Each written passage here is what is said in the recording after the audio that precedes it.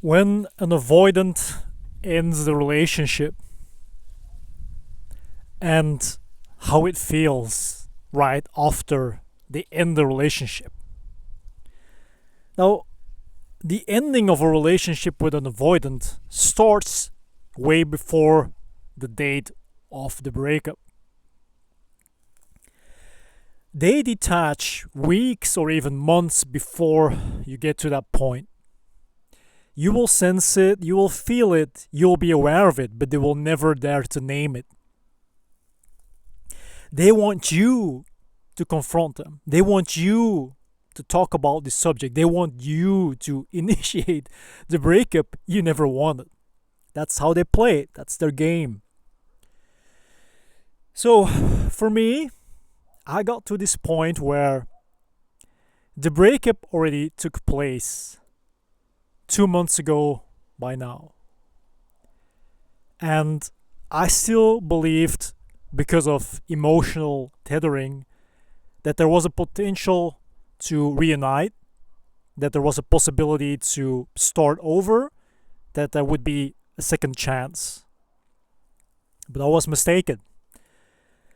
Because when an avoidant is in their first 3-month cycle, they're not going to come back. Because ego and the certainty, the convincing that they made the right choice by leaving you, is what frees them, is liberating, is refreshing, is renewing. That is what life is about. Living your best life as an avoidant after breakup. The first 3 months are distraction work, socializing, and living your best life like you did before the relationship. While your partner, me in this situation, suffers immensely because you're left in all the mess and rubble they left behind. You have to pick up the pieces, you have to sort things out, you have to find your way again, you have to find your identity again, you have to find if you can still be capable of receiving and giving love. Because an avoidant type, they're not in it for the love, they're in it for the thrill that love can offer. So eventually, when they do live their best life and you try to find a new pathway that would lead you to newfound happiness and a new beginning, they'll get into their phase of 6 months where they might reconsider, they might emotionally bait you, they might reach out, they might see if you're still there, you're still available. Because you know what?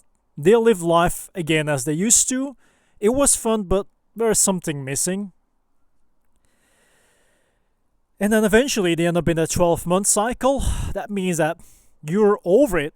You don't care anymore. You're living your life and you just moved on for your own sake, for your own mental health. And they love to be admired and wanted and longed for from all different corners of the world. As long as they don't have to commit and as long as they don't have to give in and lose themselves in love that is so dangerous. But when the avoidant broke up with me, it was devastating. But when the avoidant hinted at wanting to break up, it was really so much pressure was on me, not knowing what is going on, feeling like they want to break up, emotionally retreating, distancing themselves, less time together, less kindness, less tenderness, less intimacy.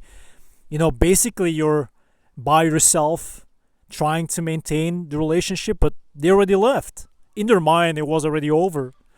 They just have to find a way to make you understand it's over.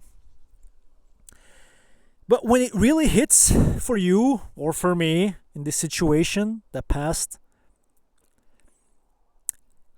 the moment I realized after 2 months of emotional tethering and believing that there might be a chance to start over because love was strong enough and love transforms, that's what people believe in, that's what they tell us, right? I reached out and I took the opportunity to send a text on their birthday and told them, you know what, congratulations, happy birthday. Congratulations with your new life, a new beginning of starting in your 30s, and let's see what it has to offer.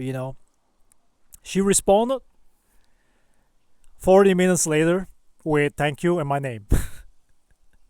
Well, that by itself is the end to the relationship. That's the only moment in the entirety of the relationship that they're clear, direct, and honest. Because that's literally putting the seal on it, closing the door and locking it. Demonstrating clearly, like, this is it, we're done, it's over, there's nothing. And how do I feel? I feel relieved and released from the avoidant, but at the same time, it also breaks me from the inside.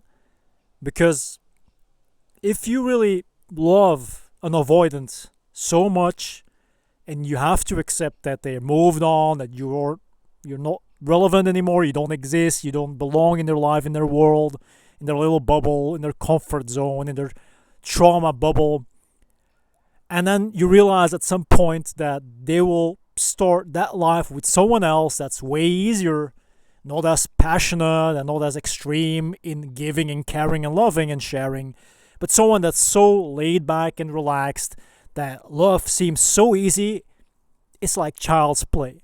Because that's what they are, right? They're children that never surpassed their trauma, and they're still stuck in the trauma like they were a child. And that's why any relationship they want to be in for the long run, if they can and want to, will be with someone on that same level of development. Emotional development.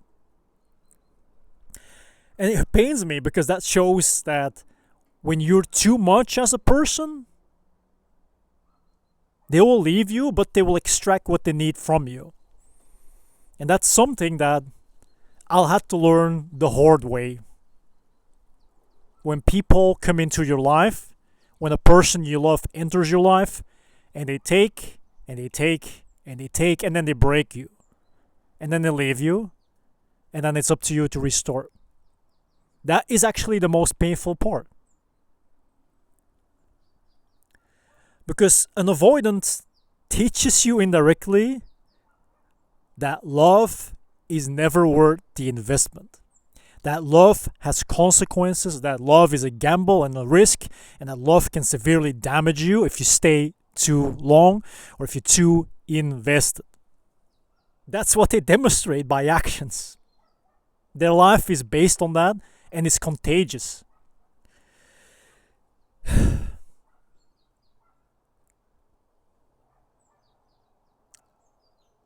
But you know what's worse? When you realize that you turn into an avoidant type magnet.